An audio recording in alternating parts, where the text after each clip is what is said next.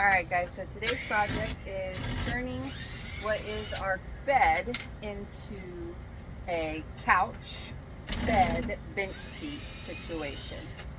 It's total learn as we go, do as we go, experimental, because I haven't found anything online where someone else has done this.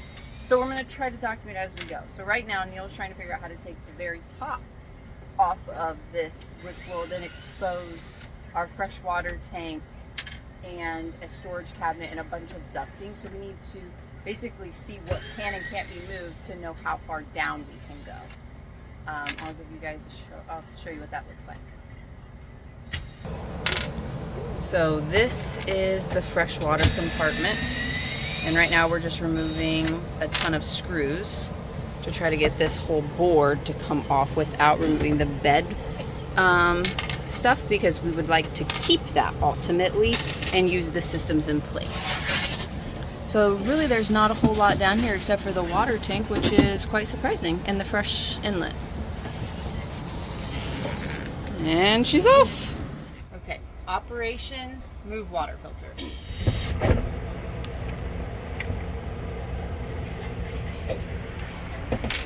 Look how much space is wasted back here. We're gonna see if we can get it back. So we're gonna lower this whole area, hopefully about 4 to 6 inches. We've got to relocate this duct.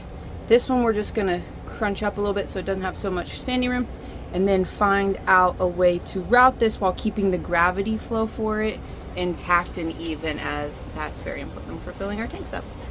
First task is relocating the water filter down so that we can now put a new brace on this.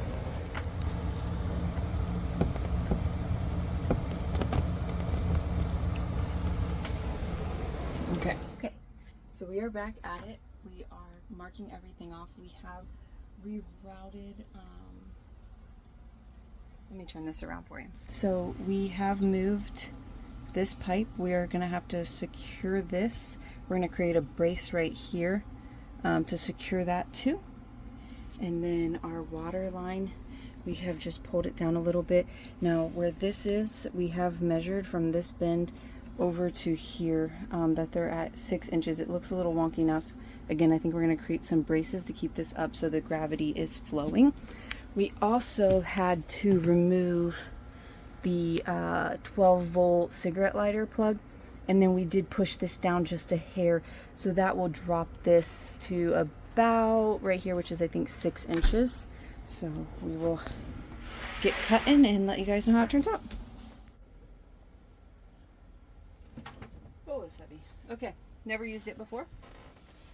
I've never used it before, but we're going to attempt to cut these down. So we are losing 5 3/4 inches off of the frame, which actually ends up being closer to about 7 inches off of the top, because we've already taken the lid and stuff off where you access everything with the bed frame. So hang out with me while I do all these cuts.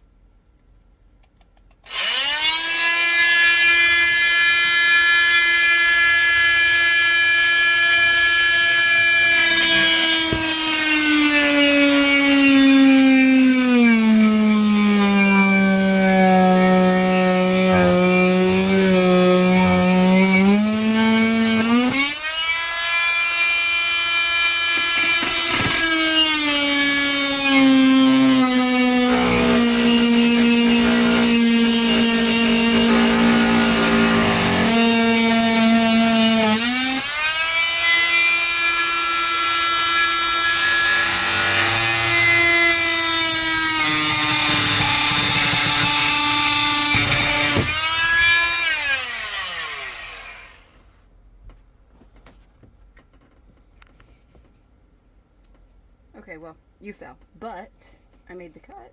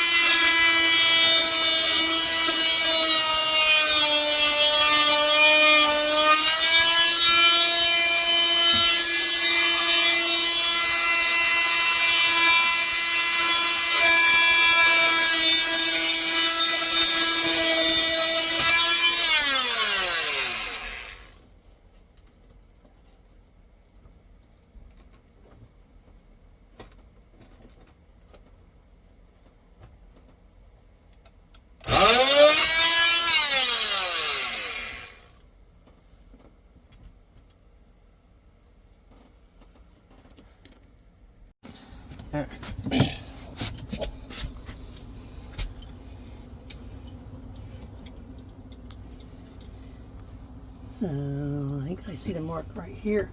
Oh, that's good because I'm looking at the wrong tube. Getting the tool in there, another story.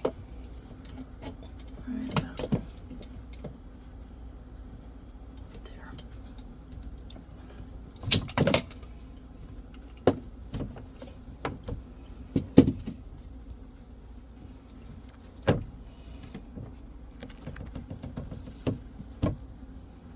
It's got water wanting to keep coming out of it. Just stick one of these. Guess we can fix that one first. Yeah. All right. All right, so the cutting you just saw and what's going on here will be where the filter will go back into its place. We just needed to lower it the 6 inches just like we did the rest of the bed, and we will build a brace right here. So what we have done is we have re-braced a lot of this that Thor did not. So if you have any kind of weight laying on these beds, I would suggest re-bracing them. All right, so at this point we are just putting everything back together the way we found it, just 6 inches shorter. What are your guys' thoughts?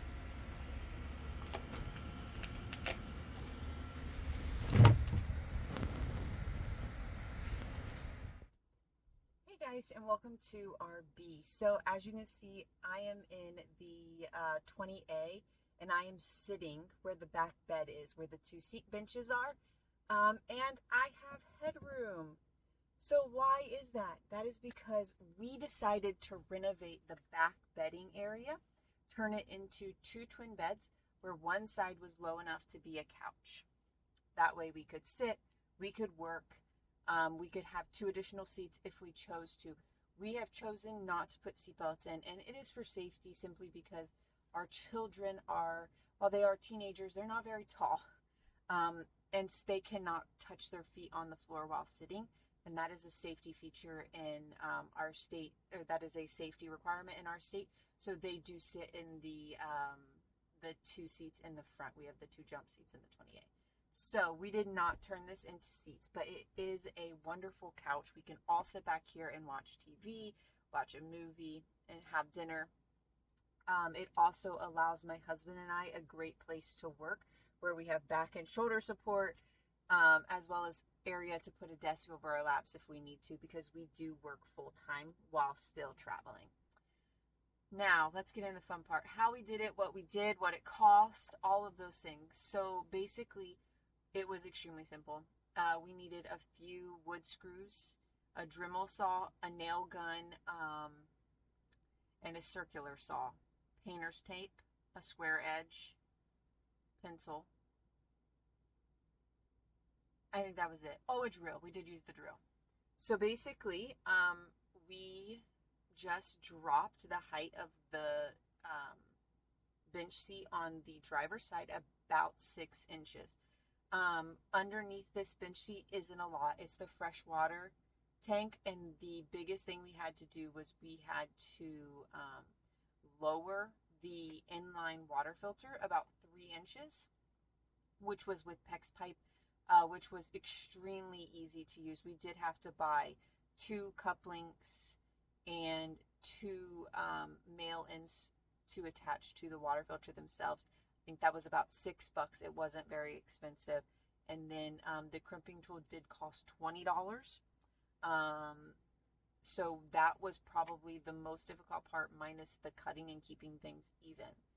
From there, we took a ton of pictures to ensure we saw and understood how it was assembled, because then we deassembled everything piece by piece and then cut everything down, our 5 3/4 of an inch, just shy of 6 inches, and then we reassembled it the same way. For cutting, we decided not to take out the frame, so we used a Dremel saw to get a straight line, and also I was able to hold it much steadier with 2 hands while seeing the line. And we used the Dremel saw and we just cut out each item, and then we placed the support brackets back in. We did reinforce several of those supports because they had these like little 1 by 1 squares and we wanted something much heavier, so we didn't do 2x4s, we did 1x3s or 1x4s. They're thinner than 2x4s. Anyway, so that's what we used to reinforce the framing of that side. And then for the doors, because there is a cabinet back here, we did take those doors off. We cut them down and then put the cut edge on the bottom, the factory cut edge on the top, and we now have two perfectly good working doors right there, which was great. So when you look at this from the back or from the front, it doesn't look like we did it. It does look like it came from the factory, which is something I was really worried about, because this was the first time we've taken on a carpentry project in the RVs before. This is our 5th RV and the first carpentry project. We are not big into renovating them, but the B really did not fit a family of 4 with 2 giant dogs. When they come out of the factory, I think they're just designed for couples and older people. So we had to do a lot of finagling and small projects to really make this fit 2 teenage boys, my husband and I, plus our Great Dane St. Bernard. And then on long trips, our cat does come with us. She will typically stay at home with a cat sitter, except if we're going to be gone for 2 weeks or more, and then we do bring her with us because that's my baby. So for instance, this trip we're on right now is about 2.5 weeks. So she is here with us, plus both dogs, plus both kids, and my husband and I. So the couch conversion was a must. We needed somewhere where we can all have dinner. We could all see the TV because football started. Duh. I'm in a house of boys. It's all about the football right now. The tools we used, we had all of them, or if we didn't, my father-in-law did. So we didn't have to pay for any of that items. We did have to buy the PEX pipe clamp and the 2 ends. We had to buy 1 piece of support wood and the mattress, because we did take out all of the original cushions, because I didn't want to fumble with moving around cushions and mattress toppers and bedding. So we chose to just do a new mattress. So with that, we spent, including the mattress, we spent just shy of $300 on the whole project. And that's because we did buy a Serta 8-inch foam mattress, which I think ended up being about $260. So it was a little expensive. But I wanted somewhere to sleep that was comfortable without cushion toppers and all of those things. And I think the renovation turned out great.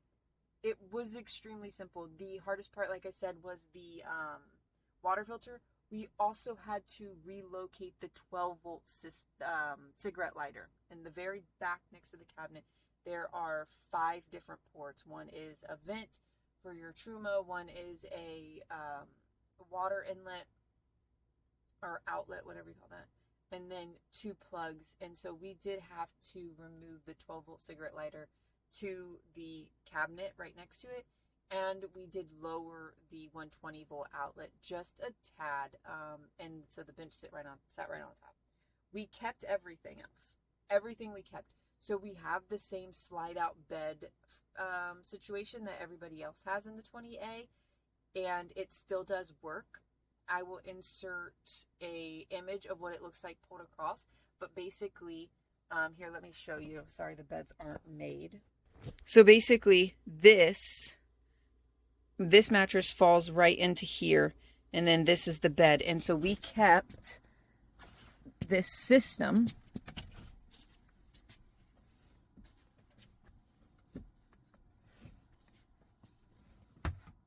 And we reinforce these hooks, and then we have 4 legs that will drop down across that will allow additional support.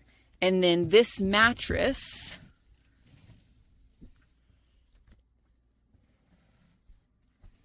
falls down into here.